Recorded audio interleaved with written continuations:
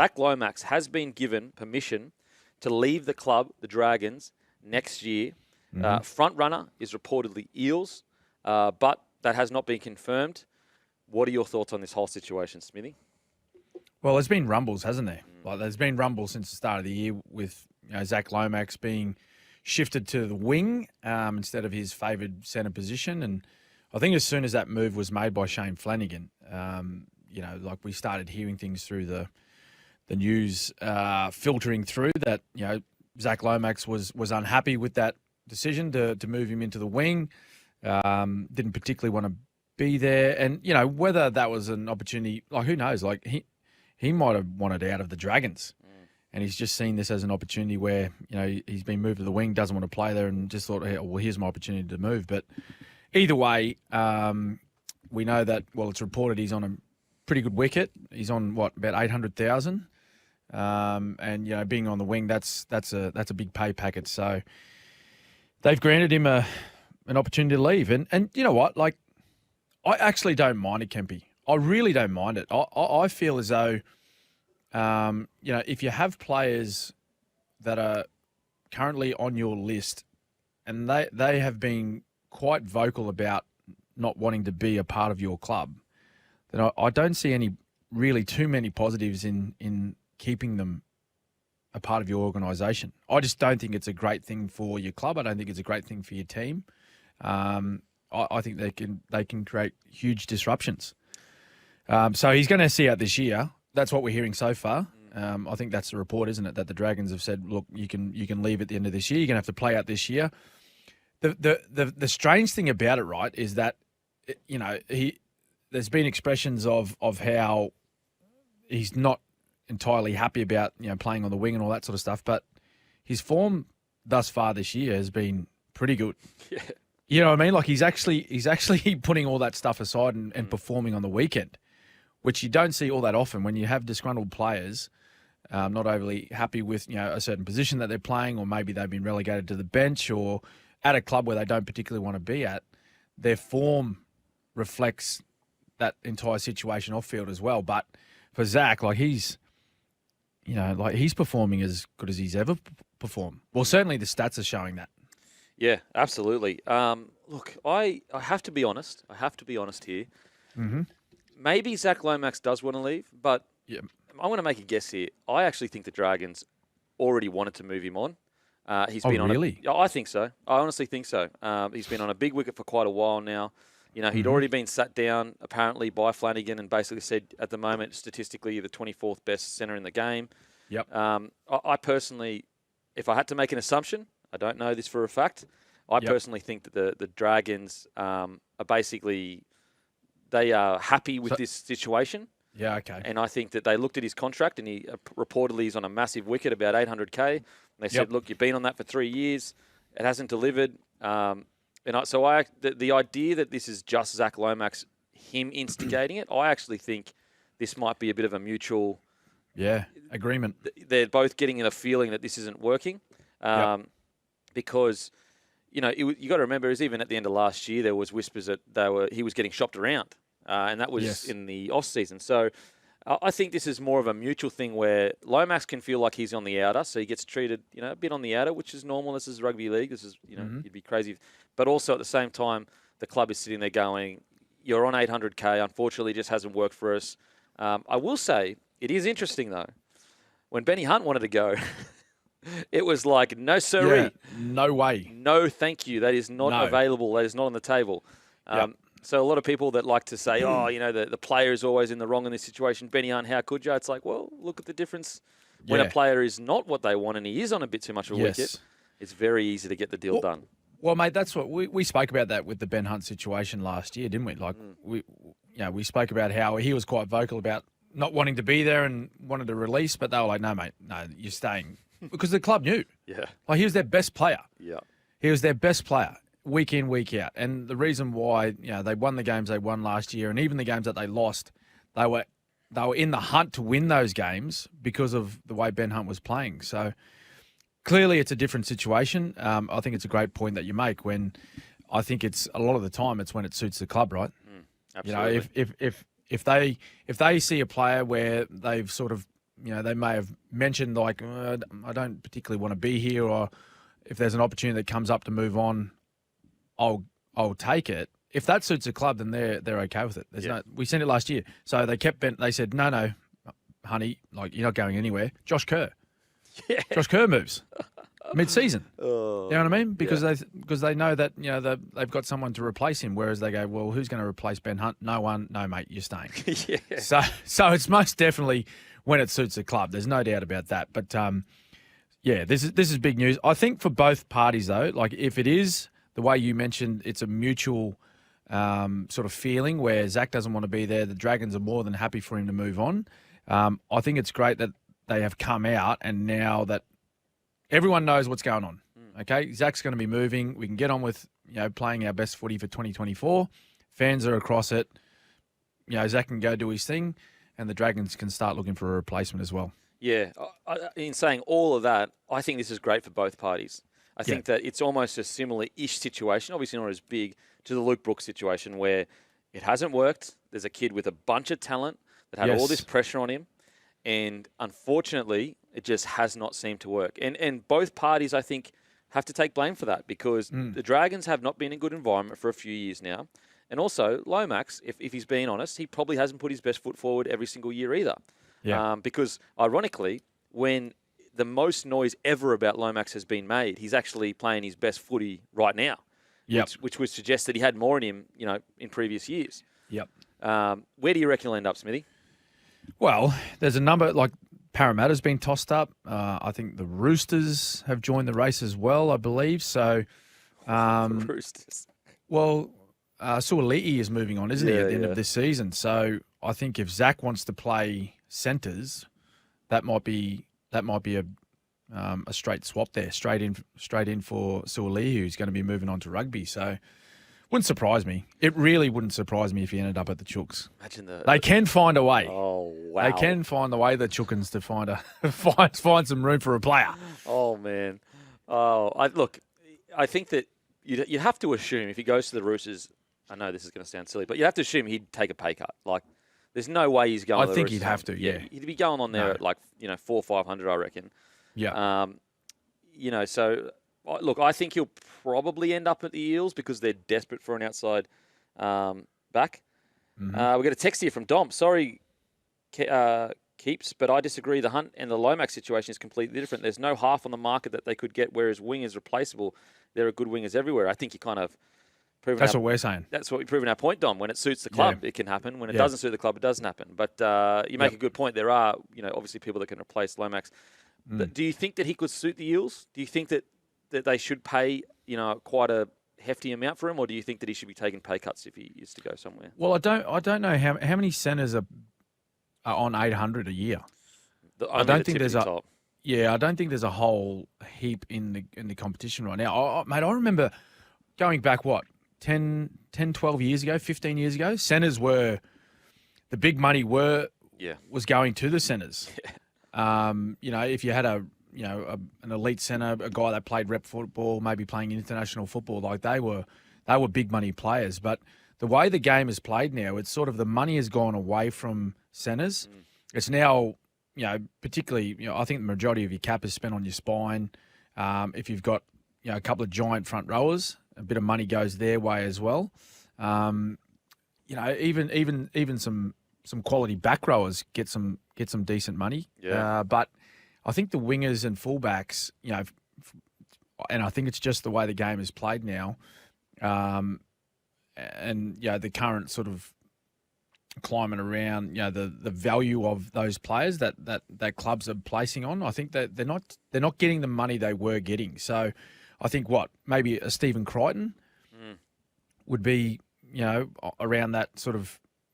It's reported up around the sort of 800 sort of mark. I don't know how many other centres would be getting paid that much. So it really comes down to, like, how much is that club needing Zach Lomax? You know what I mean? Like, sometimes there's scenarios where clubs are just desperate and they have to pay big coin to get a certain player over there. But in the general market, I'd be saying maybe anywhere from 5 to 6s would be a standard sort of, would be like the going rate for a centre? Yeah, I think that if you're Lomax, I wouldn't even be looking at money right now. Like I'd be looking at trying to prove a point, if I'm being honest, if I'm in his shoes, because he's incredibly talented and he's proven a point this year. But yeah, I wouldn't be nickel and diming, two different clubs. I'd be going, okay, where can I go that I'm going to be the best player? And I do that for a year or two, then I can ask for the big bucks. Because I think that at the right club, in the right environment, he could be one of the best outside backs in the competition. There's no doubt in my mind. Now, some more big news is the obstruction during the week. Okay, so there's been obstructions over the weekend, and then last weekend there was an obstruction call as well. Funnily enough, so yesterday on my podcast, the great Hammy, he said they need to create like the red line that says whether Dylan Edwards would have got there or not. Right. And so on the back page on Fox that night, they created like a little dot or whatever or a circle that showed that technically if he had kept sprinting, he would have technically got there. Right. Now, I think it's a little bit misleading because he wouldn't have just sprinted directly to where the try was scored. Also, the way pathing works for a fullback, you don't just sprint across. You would sprint. You would get as far. You do your first 10 meters as quickly as possible, and then you would usually sit on the ball plate or a little bit inside and just kind of jockey it across. So you wouldn't just be sprinting before a line break is made. You'd usually sit in the pocket there so that you can give yourself, if there's an inside ball, an inside offload, an inside kick, you give yourself the opportunity to get it. But anyway, that aside, Smithy, give me your thoughts on the obstruction over the last couple of weeks. Oh, there's been a couple, mate, that I just think that we need to have a look at it and go, is that player really obstructed a defender? Like, is he going to stop his opportunity to go and make a tackle? So I think the obvious one for mine is was it the Manly Para game? Yep. I think for all money, I don't think the defender's going to get to Tommy Turbo when he made that break and went downfield. I think we need to be able to make a judgment call there and say, look, okay, there is a defender that makes contact with an attacker, but he's not going to get to that where that line break was made, and make that tackle. I think on the Dylan Edwards one as well. I think did Graham Annesley come out and say that should have been a try? I think he's come out and actually made that comment. So, like in those situations, I think they need to be able to make that call. They've gone down the line of it's black and white to try and keep consistency, but it's frustrating at times. It's frustrating, given when you actually sit down and look at it and you go, well, that's not going to have any impact on that line break or that try where contact was made with a defender. Really, it's not. I think the person sitting in the bunker should be allowed to make a judgment call. Yeah, look, the thing is that when you say black and white, I don't think anyone is sitting there going, let's do black and white and be a crazy person. Like let's do black and white, and if he's 30 meters away, it's still a penalty. It's still a penalty. That's what I don't understand. So, for example, okay, we'll use the Eels one, and because we actually we do have a different opinion on this one, but I think it is one of those ones where you look at it and you go, oh, he probably wasn't going to get there. You get those calls some games, you don't get those calls other games. So, I don't agree with the call, but it is what it is. It's the calls where you go, how? How did you come to that conclusion? Yeah. When it wasn't it wasn't a guy that was 5 meters away from the ball or 2.5 meters away. It wasn't in a position where if another player was there, he would have 9 out of 10 players would have kept trailing on the inside. This was a genuine. Okay, Dylan Edwards. We're talking about one of the best ball runners in the competition. A guy that breaks tackles for fun and runs for 1,000 meters every single game. Yep. But he couldn't get around Hargreaves. Yes. You put Hargreaves on the try line, you give Dylan Edwards the ball, you reckon he's running straight into him like that? No. Come on. Definitely not. Definitely not. And this is the where I'm a little bit confused, right? So Graham Annesley, when he came out with his comments around, some issues with obstruction, all that sort of stuff, I'm pretty sure he said that the interpretation was designed to prevent players milking penalties, right? Wow. I think that's exactly what they're doing. Yeah, 100% they are. I think that's exactly what they're doing because they know that if there's any contact made with you as a defender, they'll either be a penalty blown straight away or in the moments after a line break it won't say a line break because they don't go back and penalise. When a try is scored, they'll go back and check that whole movement of play, and if anyone's made contact with the defender, they'll penalise it. I've seen plenty of times where a defender they've got a decision to make, right? They can either move their feet, go around an attacking player who's been involved in a play or movement or whatnot, and is in the vicinity of the football, right? They've got a decision to make. If I move my feet and move half a metre to my right or left and just go and make a tackle, they'd make the tackle. Yeah. But they know now, like, they don't have to. It doesn't require effort. They see an attacking player in the vicinity and they move into them, throw their arms in the air, and then straight away it's a penalty. Yeah. The players know this, mate. The players know this. Trust me, because this sort of in the back end of the last few years of my career, this is where these interpretations come in, and they're smart. Like, you got to give the players credit. They're not just big meatheads that go and run into each other on the weekend and bash each other. Like, they understand the game, they understand the rules. Well, most of them do, but they certainly know this rule where if there's an opportunity to gain a penalty by running into an attacking player, sort of in and around the football, they'll do it. They'll do it. Yeah.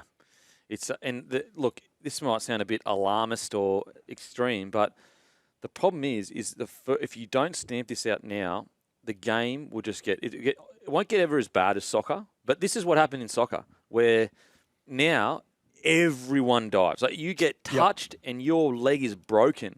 And it's a blight on the game. It is so hard to watch. And it's coming from... And then they bounce back up. Yeah, they bounce straight back up. They get a bit of magic water on it, and they're all good. They look like they just did their bloody ACL.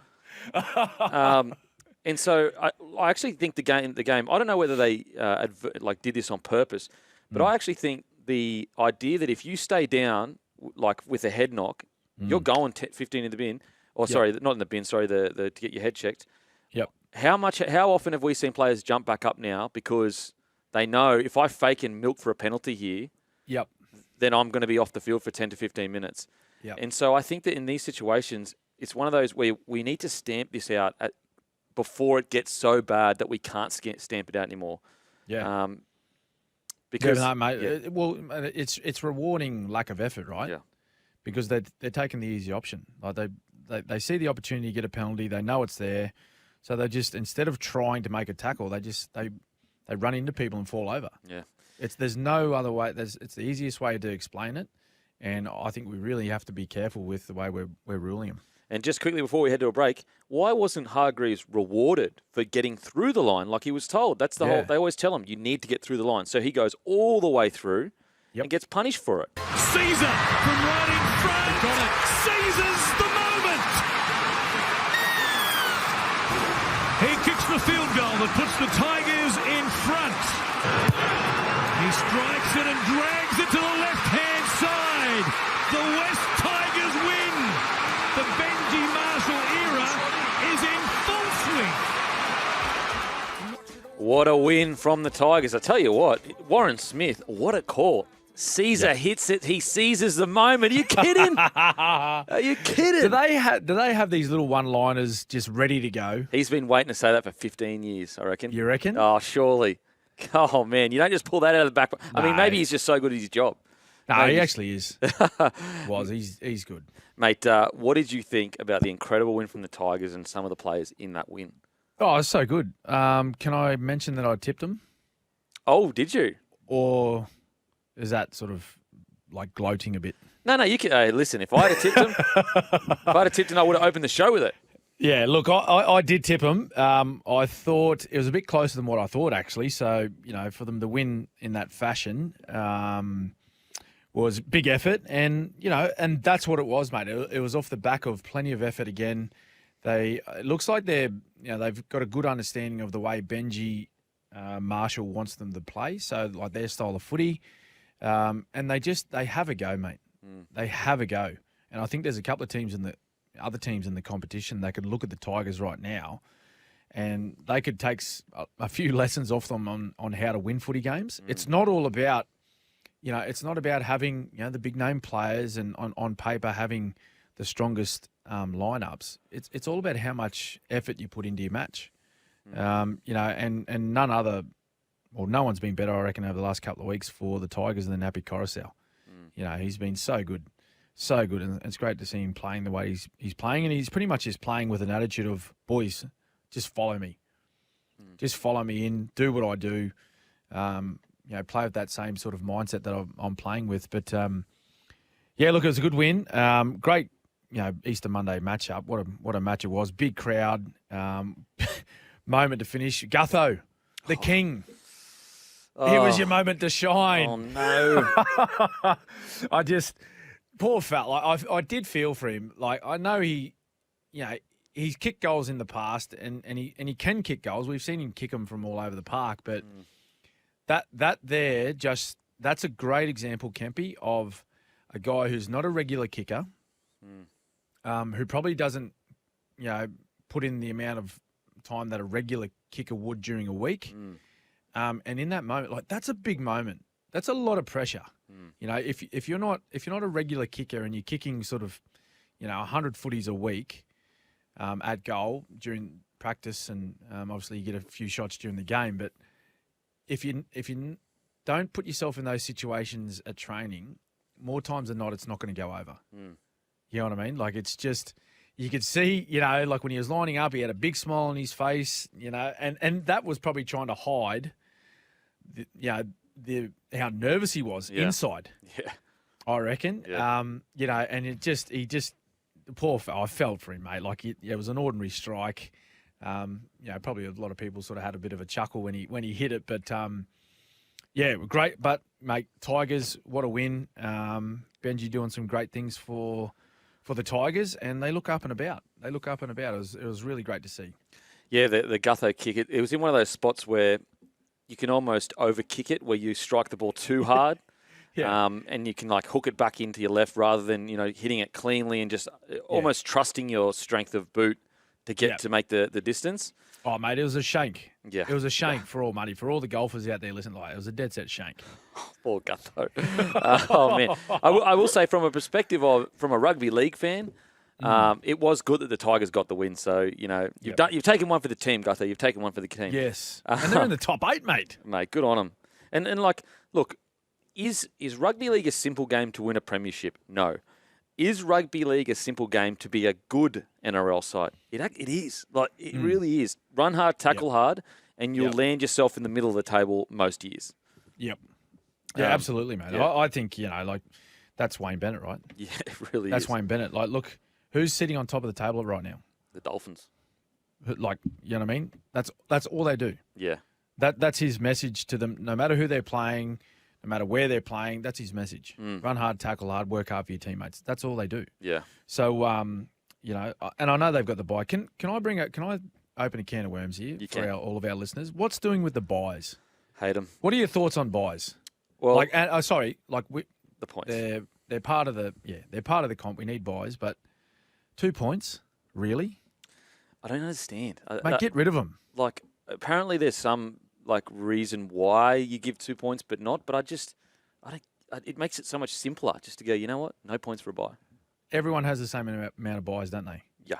Get rid of the points then. Lockie Galvin, an incredible performance, 18 years old. What made it even more special is the hip drop happens. Yep. Your head usually would be completely off as a young fella. You're in a crazy rivalry match, a sellout crowd. He comes on, refocuses, essentially gets the match winner. What are your thoughts on Lockie Galvin? Yeah, mate. Incredible. I just loved the way he come back and just attacked the game. And as you mentioned, like, as a young fella, in that situation where you've been put in the bin for 10 minutes and you're thinking to yourself, oh, geez, I might have cost my team the match here, or put them under a lot of pressure. He just, he went out and said, look, what can I do for the team? What can I do to help get my team in a position to win? And he comes out and sets up that try for Dream Buller, which was just incredible. For an 18-year-old to have, the ability to just settle himself down when he made that line break and then position, those two defenders and then be able to reach around and give that nice little offload was incredible. Like, and he's been great for the Tigers in his opening 3 matches. Just a guy that's, a young man that he seems very level-headed and comfortable with the type of player he is. Fantastic. He could probably find himself a little bit unlucky.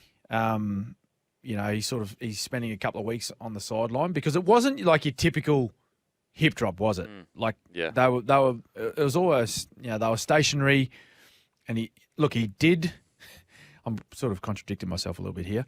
He did drop down onto the legs of the Parramatta player, but I don't know. I just think it looked extravagant when the Parramatta player went down. His sort of head got thrown back and all that sort of movement, which it's always going to get the attention of the officials. But just directly on his performance, incredible. He played a huge hand in them winning the match. Well, I mean, if you take away, the fact that he's a rookie and you just take away every single Sixers name from the start of the season, there's an argument to be made he's been the best Six so far to start this season. Yeah. Maybe Dearden above him. But that's how good this kid's been.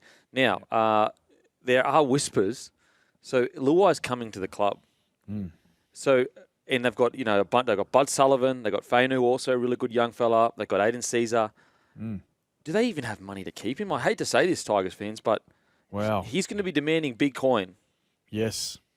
Yeah, well, he could. If he continues this form for the rest of the year, mate, he could, which is headaches. Headaches for the Tigers. The Lockie Galvin situation. So we have looked up.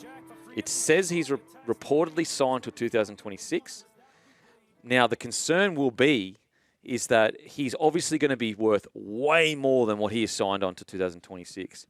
Smithy, with your experience in squads and, you would have seen so many young guns explode onto the scene and it can almost like tear your salary cap apart because it's so hard to kind of balance it. What would you suggest the Tigers need to do in this situation if he continues to play like this? Yeah, well, I think, look, if they feel he's got a strong future at their footy club, then I guess they need to, do their due diligence with Lachlan and, sort of like their cap and where they're situated and how much money they can offer him. Like, also understanding too, he's a young man, right? So the easiest thing is in any footballer's career is that when you're first starting out, the easiest part of it is getting there, right? Yeah.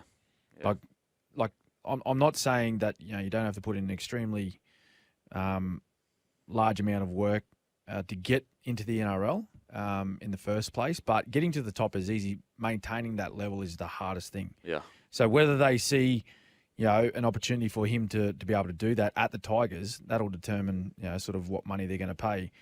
Also, you got to think about others coming in and just sort of poaching him from the club. But he's signed long-term at the moment, isn't he? Yeah. I think that's what we believe. The site says till 2026.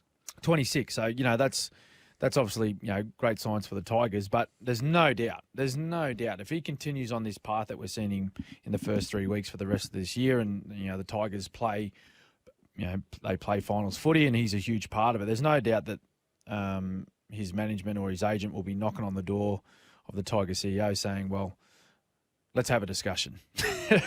Let's have a discussion about a bit of an upgrade or maybe upgrade an extension, push that contract out a little bit further.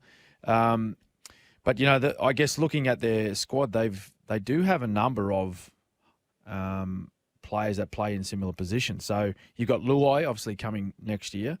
Lachlan Galvin, Caesar's there, but he's only on a 12-month deal, I think, we believe. So, maybe he's a great player to have there as a bit of a fill the gap type of a player. Then you got Fainu, you got Adam Dewey, to come back from injury. The thing about Adam Dewey though, he can play multiple positions. He's not just locked into the halves. And then you've got Bud Sullivan as well, who's filled that sort of bench spot over the last couple of games. But this young man, as an 18-year-old, as I said, I think he's made a lot of people sort of stand up and really take notice of what he's been able to produce over the opening 3 rounds for the Tigers. He's a guy that, he's obviously shown something for them, right? As an 18-year-old, to have him locked away until 26. Yeah. You know what I mean? Yeah, absolutely. You know what I mean? Like, it's to be able to, to sign a young man on such a long deal, he's obviously showed this footy club something leading up to this point. So there's no doubt, if he continues, then, you need to pay. Like, you got to pay guys, for what they're producing on the field. And if he helps this footy side with his performances get to a final series, which they haven't been a part of for quite some time, then, I think he's well within his rights to go in and say, hey, listen, guys, I think we need an upgrade. I'm committed to this footy club. I want to stay long term, but, I want to be paid what I've been able to produce for the club this year. Yeah, it's almost obviously it's a headache you would want to have, but it's like one of those things where you go, oh, would have we made certain decisions if we hadn't known how good this could be? Now, let's be clear though, and you've already said this as well. It's been 3 games. It's been 3 games. It's got to be a whole season and the consistency. The thing I love about the most about Lockie Galvin, and we spoke about this off air, 3 games, 60+ tackles, only 1 miss. Yep. In the halves, that's almost unheard of for the best halves in the game, let alone an 18-year-old. And so that's where he may have, every player has dips in form, and he may have them. But what I think is so special about Galvin, it's that attitude of the ability to go that many games with only 1 missed tackle says that he loves doing the tough stuff. It says that he brings, if you're looking to build a club around a certain guy, it's a guy that's doing things like that. It's not the attacking stuff. It's actually the defensive stuff. Yeah. Yeah. No, there's no doubt he brings an attitude to the game where he doesn't mind getting involved in that the physicality of it all. And he's still only, built quite slightly. You got to remember he's only an 18-year-old. He's a young man. The test for him will come in the grinding part of the season, right? So when you get into round 10, round 12, you're sort of in the thick of it. You're running out on Friday, Saturday night games. It's cold. You get a bit of rain. It's wet. Your body's starting to get pretty sore, and then you have to back it up day after day of training as well. That's where the test will come for him, and it does for all young people starting out at this level. Is that there's absolutely no let up, Kempy. Yeah, there's no week where you get a rest. Yeah, there's no let up. So as you said, he started the season on fire. He's put together 3 really impressive matches. It'll be interesting to see where he's at is, say, let's have a look at him at round 15, 16. See how he's travelling then. Yeah, it's a great point because, and also it's like, let's have a look. How does he react to some of the better teams that've done a bit of video on him as well? Like when you get up against, when I was coming through, it was obviously the Storm, the Roosters. When you get up against these top tier sides, all of those little gaps that you just enjoy they're just not there anymore. Yeah. They're just not there anymore. Yeah. They're hitting you a little bit harder. They're trying to send you a message. Okay, you might be a rookie, but we've watched a bunch of video on you. We know you've got a great right foot step or whatever it is. You've got a great fend. We're going to be calling it out before you actually play it. So basically, we used to, at the Broncos, we would call it out to try and basically not to psych them out, but if a guy had a great right foot step, we would be calling out right foot step, right foot step. These little things to get in the opponent's head of like, we've watched a video on you and we are ready for you. It's going to be interesting to see how he adapts to that as such a key player in that Tigers side. Yep. It's I'm just enjoying watching him play, mate. He's a young man that looks like he's going out there and just having a go. Yeah. And I think that's the message from Benji as his coach. And what a great mentor to have as your coach, like the guy that's played in the halves his entire career. Particularly, he played a huge role in winning that premiership for the West Tigers. I'm pretty sure his message has just been to him, mate, go out there and just play what you see. Have a go, mate. If you see an opportunity to run the ball, run the ball. If you want to kick early, have a go, mate. The best comment that I've seen from across the weekend was that he said, mate, 5 months ago, I was still at school. It's crazy. My mum was packing my lunchbox for me, and now I'm playing first grade. It's weird. That's great to hear those type of comments, and mate, good on him for playing the start that he's had to this season. He's got a couple of weeks on the sidelines now, but I think he'll be back in there in a couple of weeks' time. I'll tell you what, he willingly gave up ammo to the boys. Mum, packing your lunch, year 12. I'll be into him before they finish the sentence. I'll be into him. You'd see me in the background going, what did you just say? And then for the rest of the week, he's getting peppered in the locker room for that comment. Oh, dear. Oh, that's good stuff. Now, on to Benji Marshall. Funnily enough, he said something a couple of weeks ago where when they lost, and he said something like, we were doing like kicks that we hadn't even practiced at training. And funnily enough, that's a very Wayne Bennett thing. I'm not sure if Bellyache's the same, but if you practice and train 1% low percentage plays, then I will allow you to do it in a game. But if you start doing it not, is that something that Bellyache was quite... Absolutely. Yeah. Absolutely. And like you get critiqued after a game, so he'd show it on a video in front of everyone. Just go, hang on a minute. Well, just go over to this little moment over here. What was that? I have not seen you on the training paddock practice that certain thing at all. What's doing? And it was almost like a please explain. Why did you do that? But they're okay. But to your point though, if you practice something and have a go and it doesn't come off, then they'll accept it because you've actually put time into, training it, drilling it, practicing it, and it just hasn't come off in a game. But if you just go a bit rogue with something in a game that you have not practiced at all, and it results in an error or a turnover or cost you points, then look out. You're going to cop it. Look out. Benji Marshall. First 4 games. What I've loved about this so much is that it hasn't just been all smooth sailing. They obviously came out the first 20 minutes, got blown off the park against the Raiders. Yes. But I tell you what, if you're a Tigers fan, look, I said this before Benji took over. I don't know whether he'll be a great coach. What I can almost guarantee is he won't be a bad coach. Yeah. Because the fact that he gets it, he understands footy players. So what he may lack in the coaching nous that you pick up over years, he's going to have enough of understanding how does a player feel? How do I get this guy for 80 minutes on the weekend to just rip and tear? And that's half the battle. What have you thought about Benji's first month of coaching? No, I've loved it. And I always thought that he would do a good job at the Tigers. Most certainly, improving their situation. Because he's been a part of the club. He understands the organisation. He understands the modern game, Kempy. And as you said, like most things, doesn't matter what job you do for a living, the more time you spend in that role, the better you're going to get at that job. Okay, the more competent you're going to be, day on day, week on week, so on and so on. So, he's going to learn. He'll be learning things every day he goes to training. Yeah. Whether it be, the way he delivers, his talks to the team or a review or sets a certain drill, he's going to look at it and go, well, yeah, look, that was good, but I can make a few changes. That can be better. So he's learning on the run. He's a rookie coach, but he understands the game. He's been there and done it. So it's the education that he's going to provide these players, whether they're rookies like Lachlan Galvin or whether they're guys that have been playing for over 10 years in this competition, they're going to learn something from Benji because he was one of the elite players of the competition when he played. And he's only recently retired. He's only been out of the game for a handful of years. So he understands the way the game's played. He knows how to get these guys preparing themselves physically and mentally to be at their very best, and he'll give them a good style of football to go and play. The one thing that I've seen a massive change in the West Tigers is their effort. Yeah. We bang on about this stuff every week, and people probably think it's a little bit boring, but that's what our game's about. You can have all the skill and all this other stuff that you can. It's a bit of like the icing on top, but what he's brought to this footy club is consistent effort, and that's why they're in games this year. Well, it's actually, in my opinion, it's what separates rugby league from most other sports in the world. There are other sports out there with higher skill ceilings and all that.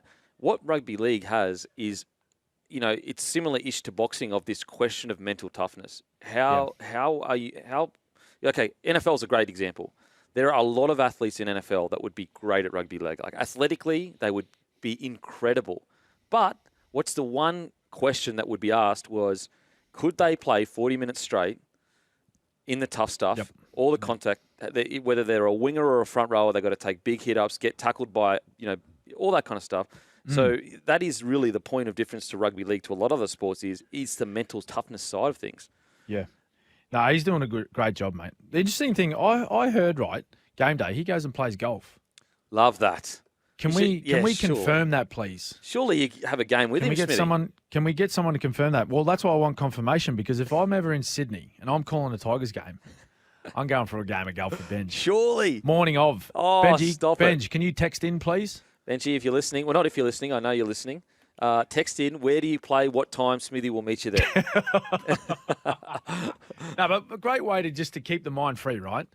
Because you could actually, as a coach, like you could do your own head in the day of the game. Oh, mate. Thinking about, like, okay, when am I going to make interchanges? Who am I going to sub for? Did I do enough work on that particular opposition player? Have I got the boys prepared well enough? No, Ben just goes for a hit. Yeah. He's good. Isn't it funny that the old chat before the season started was like, part-time coach, he's not coaching enough. He needs to be a 24/7 coach. Wins a couple games and all of a sudden... he's a legend. He's the best coach in history. It's like, hang on a sec. How do you sum up what happened, I guess, in the last 60 minutes of that game? Well, it wasn't the last 6, mate. I think we probably played about a patch of 12 or 14 minutes of half decent football. Outside that, we were embarrassing.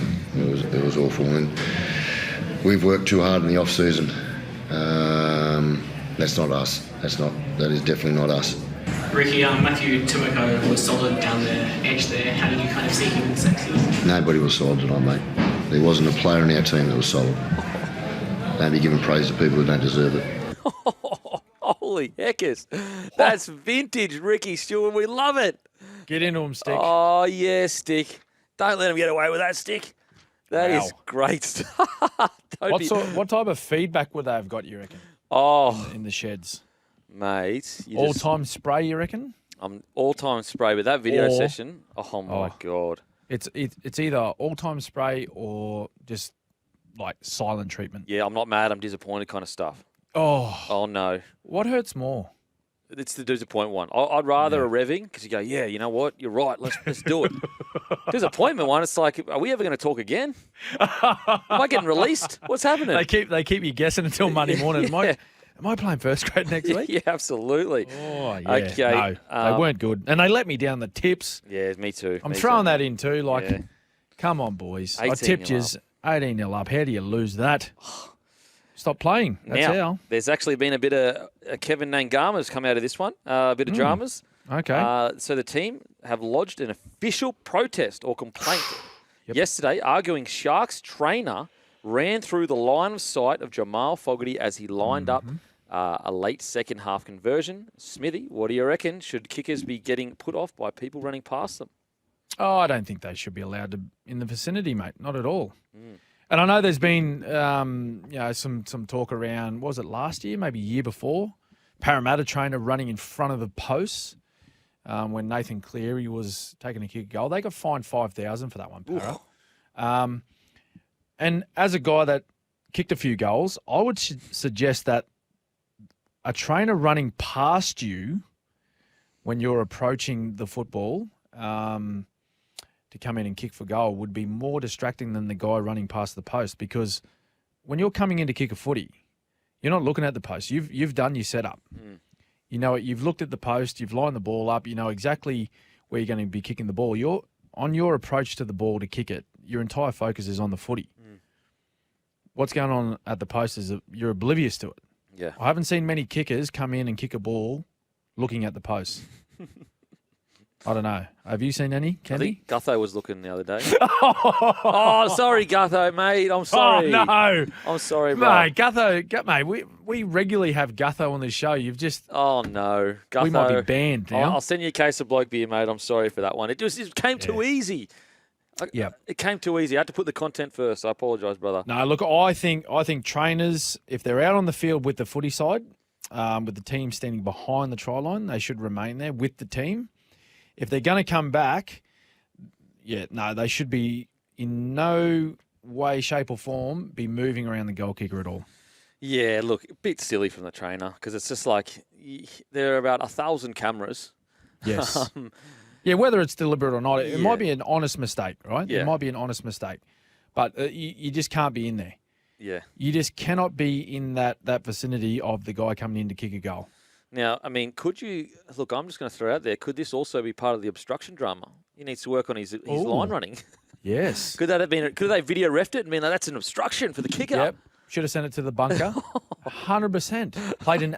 Played an active role in Jamal Fogarty missing. Oh, no. 100%. No, look, I reckon dead set. Like, they shouldn't be in there. They should be nowhere near. Like, if there's a guy kicking, particularly on the sideline, right, where there is a fair bit of movement, just wait. Yeah. I heard Gal talking about this the other day. Like, he's talking about his beloved Sharks, so good on him. He's defending them. Oh, he had to get back and get a message from the coach. Well, mate, in that circumstance, you just got to wait. Yeah. There's a guy attempting a shot at goal. And it would have made the game 30-24, which is a very different mental hurdle than 30-22. Yes. Very different. Yep. I just think there needs, whether it's a rule or not, or just an unwritten rule, a bit like golf, right? You watch golf. Like, say a golfer hits a ball out near where the gallery is, like along the roped areas or whatever. They all move around, but they stand still. When that golfer is about to take a shot, they're silent and they stand still. Well, another little tidbit in boxing. So at the fights, if you're closest to the ring, you actually can't see the big screens because they're like the angle's too sharp. Yes, steep. Yep. So when they go to their corners, so when they're not fighting, so the bell gets called, it's round one, they go to their corners, TVs actually turn on inside the angle that you can see if you're close to the ring, whilst they're in the corner, and then as soon as they get called back out to fight again, they turn the TVs off because and that's above them, so there's no distractions, not even a chance. Gotcha. Also, we got a text here, Smithy, it was Panthers trainer putting off Para in the semi, son of a gun. What? Yeah, so it was actually the Panthers putting off Para. Oh, right. Okay. Sorry. Yeah, apologies for that, guys. I got that wrong. Okay. Is that the first thing you've ever got wrong? I think it might be. I thought it was the Eels running in front of Nathan Cleary having a shot. Anyway. No, we've been confirmed. Okay. Alex has confirmed that it was actually the Panthers getting in front of Para. Hey, boys. Chad Townsend is most likely leaving the Cowboys at the end of the year. Who do you think the Cowboys will go after? Could Lockie Galvin be an option and move Dearden to 7? Cowboys do have some internal options, Duffy, Clifford in reserve grade, but neither look to be standing up as clear winner for next year. What do you reckon, Smithy? Well, off the back of our chat about Lachlan Galvin, I don't think he's going anywhere. Yeah, no, I agree. So you could rule him out. Possibly one of those guys, though, that are currently with the Tigers may look to move on. Given that Galvin's there, Luai's on his way, they may be given an option to move on. But who's to say, like, why are we saying Chad Townsend won't be playing next year? Well, I think there's been whispers that they even may have been... I know that. Yeah. Yeah, I know we've heard talk about maybe even trying to move him on, but, who knows?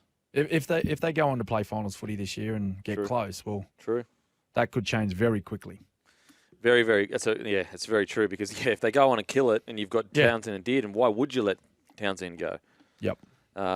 It's a good point. I got some more text here. Hey, Kempy, Smithy, long-time listener. Do you think South should make a play for Lomax as they're in need of some speed in their outside backs? Ooh. I think they've got a few things to address before they go looking for players to fix their situation, Kempy. That's my take on it. Sorry, South fans. I think they've got a bit more going on that they need to sort out first before looking for one guy to change their fortunes. Yeah, I think that, at full strength, you look at that roster with Campbell Graham back, with Jackie Whiten in the centres. You've got Tyrone Munro. I mean, roster is not their issue at the South Sydney Rabbitohs. They absolutely have... I know that a lot of positive talk has been coming out of the club, and I know they got the win on the weekend, but unfortunately, this roster is nowhere near on paper, where it should be.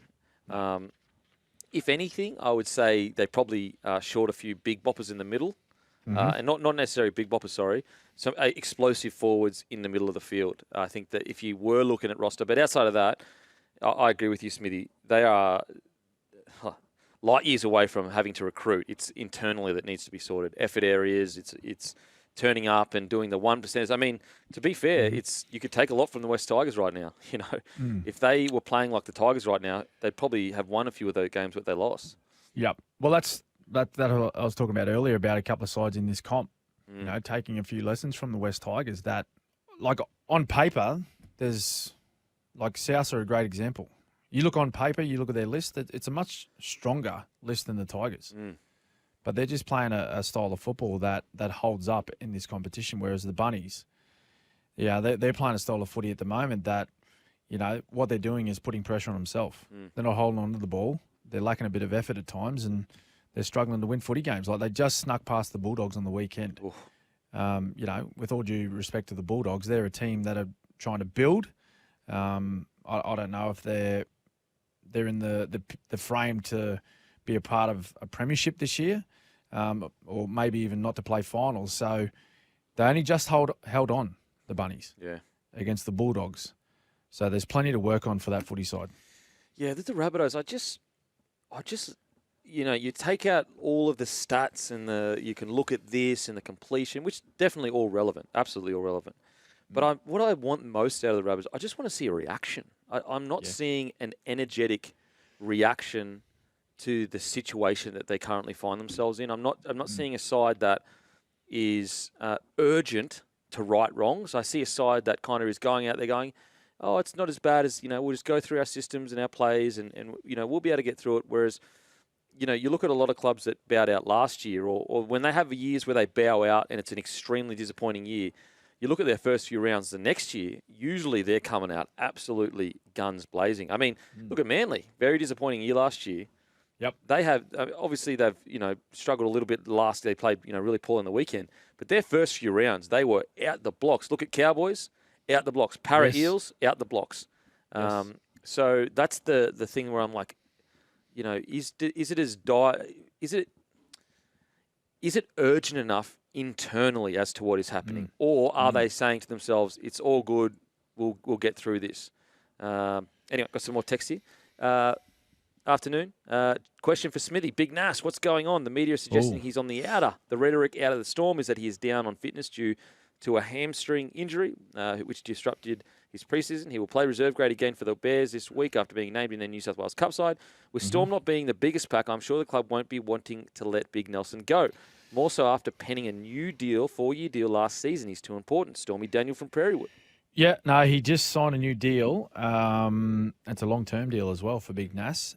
And I just think that I agree. And I'll be honest, I haven't heard any news out of the Storm about him being out of favour or out of sorts at the footy club and then wanting to offload him. So I did have a quick trip down there just to speak with the footy side. I was there with Billy and Cooper in the pre-season just to talk about, our memories of playing for Storm and sort of what it meant to us.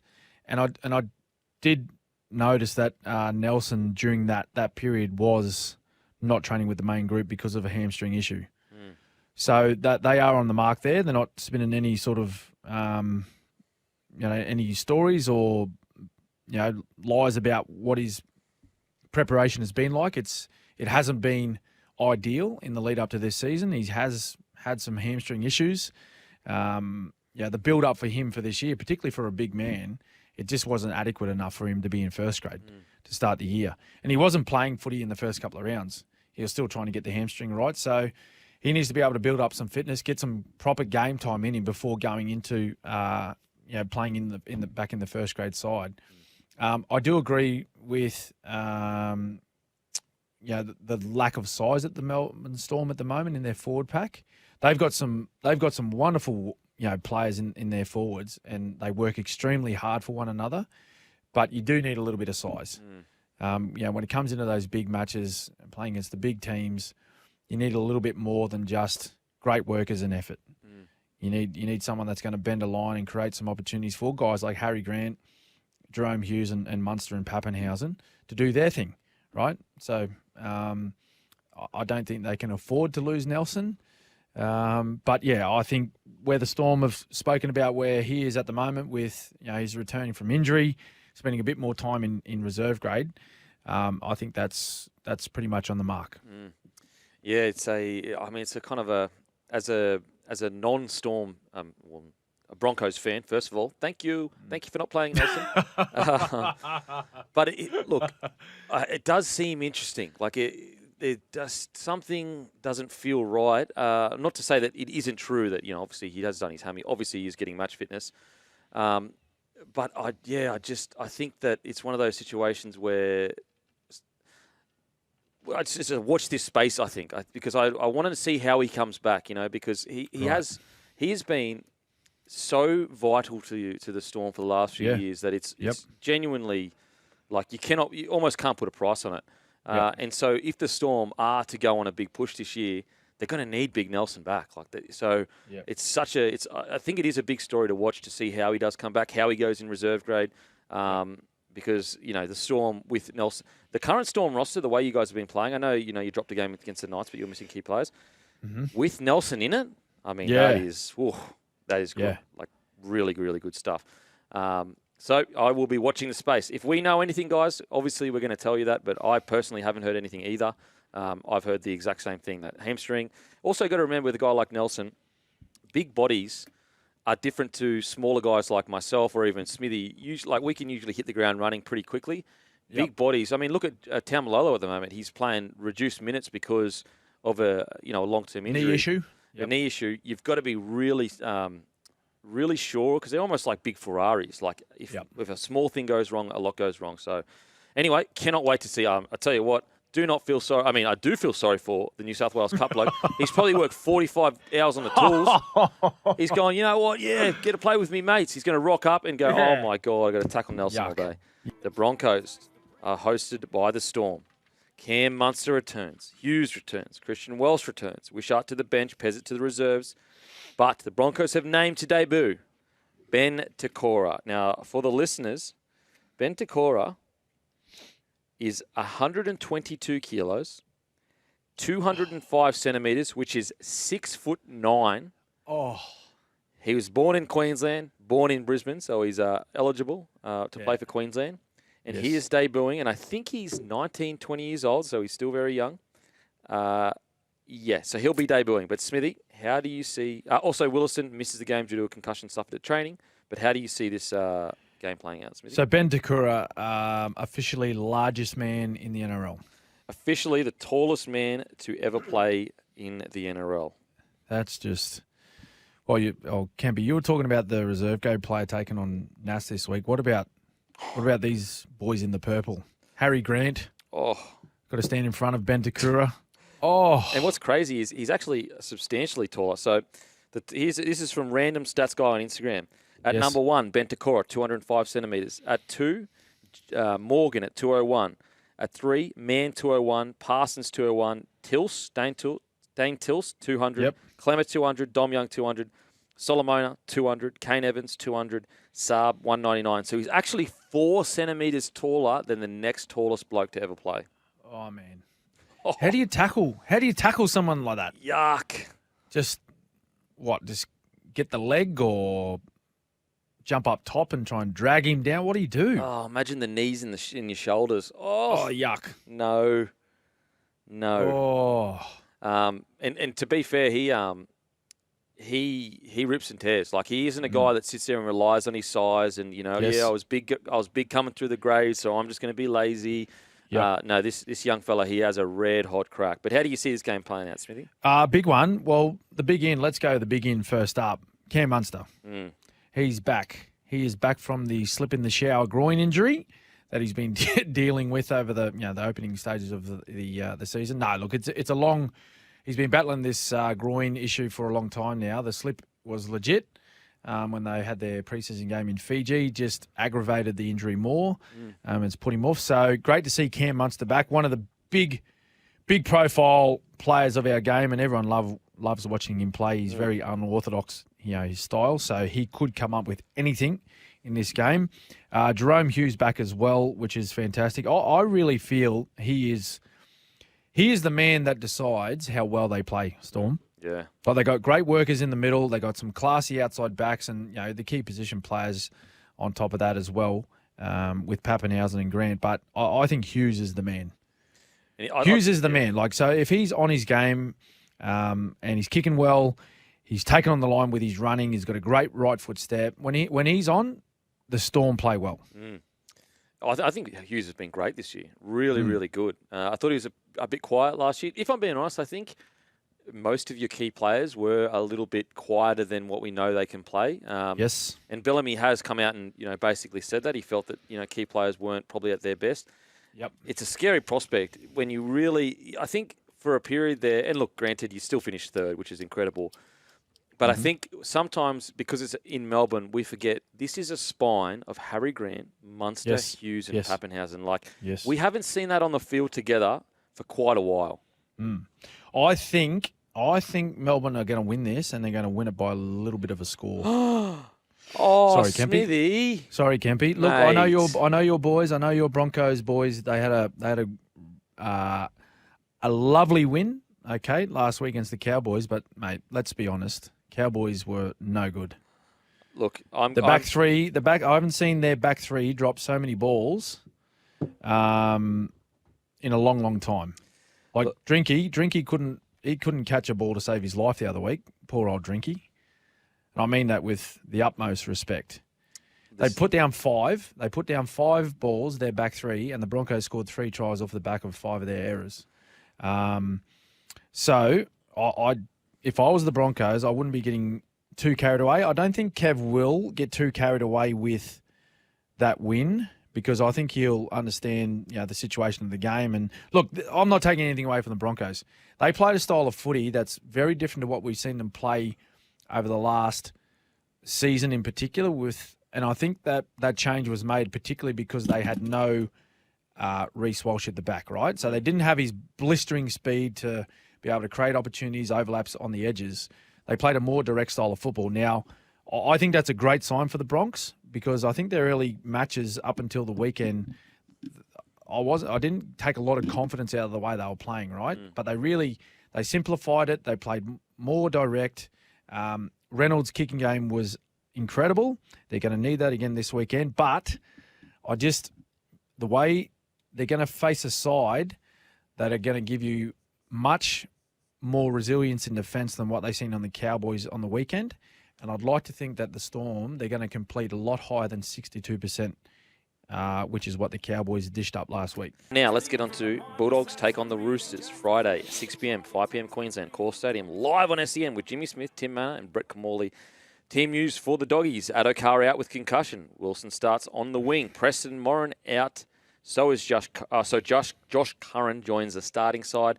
Roosters team news. Collins returns from a hamstring injury. That's a very quick turnaround. Egan Butcher drops out. Crichton in the starting side with Tupanua dropping to the bench. How do you see this one, Smithy? Look, I was impressed with the Doggies on the weekend. They fought hard to try and get that victory against the Rabbits. I think the Rabbits just a little bit too classy for them, though. Love the way they sort of attacked the game. Roosters, really surprised by that result. I tipped the Roosters, so I will mention a tip that I got wrong. Not the couple. Well, I did get a couple wrong. But yeah, I dead set thought that was just going to be a hands down victory for the Roosters. They had some pretty good form going into the match. Penrith, of course, without Nathan Cleary. Thought that was going to be a bit of a tough one for them to get up, but they're just so good. They're so clinical. Roosters fell short. But I think they'll be too good for Doggies. No changes. Is there change? Oh, sorry. Yeah, Lindsay Collins come back in. So, look, that strengthens their outfit. He has been such a good player for the Chooks over the last couple of years. He just makes so many positive things for the Chooks around that ruck area. He gets through a mountain of work. He carries the ball strong. So, he's come back from that hamstring issue. I thought he was going to spend a bit more time out, actually. Yeah, same. Than what we've seen. He's only missed the one match. But back in for the Chooks. Yeah, look, I think a little bit too strong for the Doggies. With the Chooks, I'd love to get your thoughts on this. I'm becoming a bit... concerned's not the right word. But I do think that the question around their halves is getting a little bit louder as to... Yes, Sandon Smith came in. It was only one game. I understand that. But... Geez, he's been playing some pretty good footy. Every opportunity he's got, Sandon Smith, he's played some great footy. I understand he's out injured. But when he comes back, do you think that there is pressure on the Walker-Keary combo? Or do you think, no, they're going to stick with that at least for the next, foreseeable future? Well, I don't think they'll move Keary. I think they'll move Walker before they move Keary. But do I agree with that's the right decision? I'm not too sure. Yeah. You see what I'm saying? Yeah, I think the most dangerous they've looked, and I know they were taking on the Rabbits, but it was the Sandon Smith Walker combination. I believe. Yeah, I believe. That's I'm kind of with you, Smithy. I do believe Keary still has plenty to offer that squad, and he could come back, and he's in the time that Sandon Smith's out, Keary could come and kill it. It's not necessarily the Keary situation. It's just the Keary and the Walker. It just hasn't gelled. I just feel like that they've been trying for a while now. They've played about 35 games together, and it just doesn't seem to be working. So whether it's Keary and Smith or whether it's Smith and Walker, or I just don't know whether the Keary and Walker thing is going as they may have hoped it did. Yeah. And it all comes down to, well, I guess the way Trent Robinson is coaching this football side, right, and the style of footy that they want to play. Now, Sandon Smith and Sam Walker, they seem to be quite similar players in the way that they view their footy, right? So they love playing attacking footy. They love ad-lib. In that game that I was talking about before against the Rabbitohs, they both come up with some nice little grubber, chase their own grubber, and they ended up scoring tries off both of those kicks. But, it's something that you don't see in Keary's game. He's a bit more controlled, and maybe that's what Trent Robinson is looking for, is one half to be a lot more controlled, sort of game plan, work through our sets. Let's not get too far out of our plan and the way we've wanted to attack this game. Whereas I think Sam Walker and Sandon Smith, it doesn't matter where they are on the field. It doesn't matter what tackle it is. They're looking for opportunities to punish the opposition. They're not thinking, let's grind this opposition team down and we'll score points later. If there's opportunity to score points, they want them now. Yeah.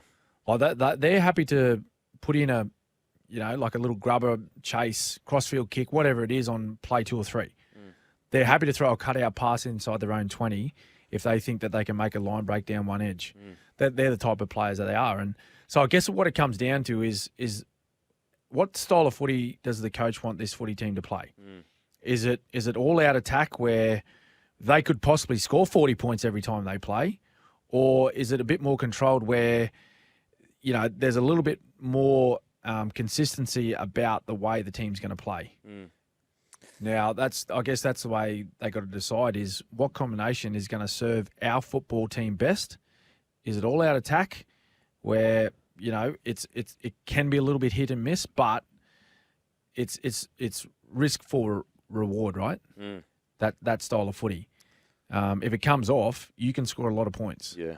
But if it doesn't, it puts your team under a lot of pressure. I'm not knocking any of those three halves. I think they're all quality players. I think it's a matter of what combination is going to suit their style of footy that they want to play best. Yeah, it's a great point because they do all three combinations offer such a different, experience as a team. Now on to the Knights v the Dragons. Friday 8 p.m. New South Wales, 7 p.m. Queensland time. John Stone Stadium. Hastings returns, replacing Tyson Gamble, partnering Cogger in the halves. Gagai and Thompson also return. Brayley starts at hooker. Michael Molo replaces Saleh off the bench, is the only change for the Dragons. How do you see this one panning out? Tyson Gamble, is that injury? Is that a forced out? Or I think just, from what I understand, just dropped, from what I understand. Okay. Yeah, okay.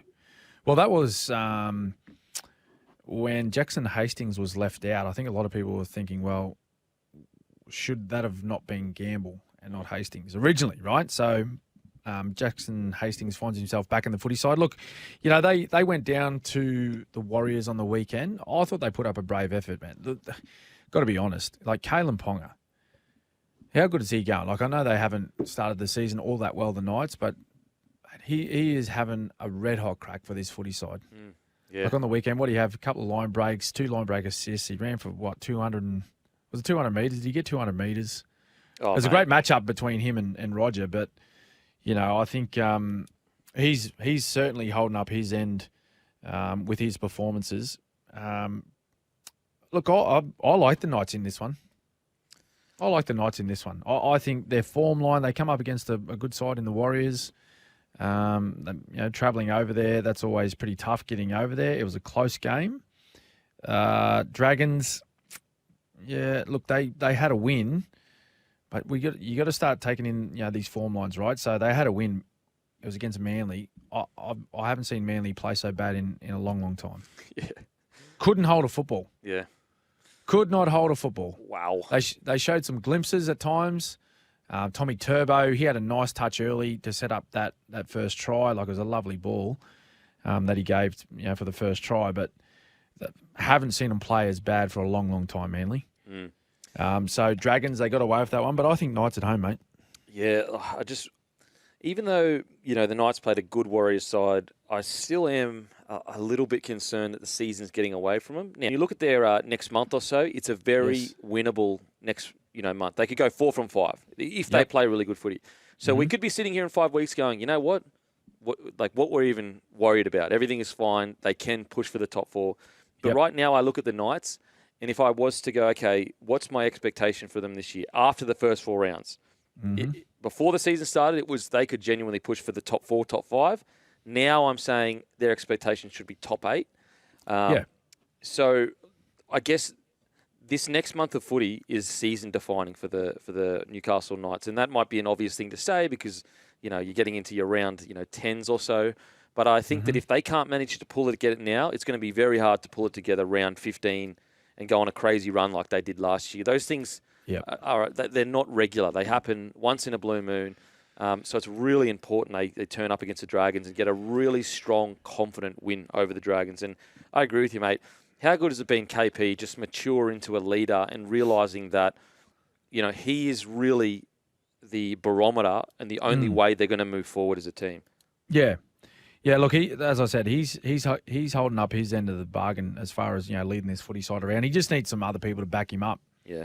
To back him up with the way he's performing. And like you mentioned, I'm of a similar opinion. They've dug themselves into a bit of a mini hole, haven't they?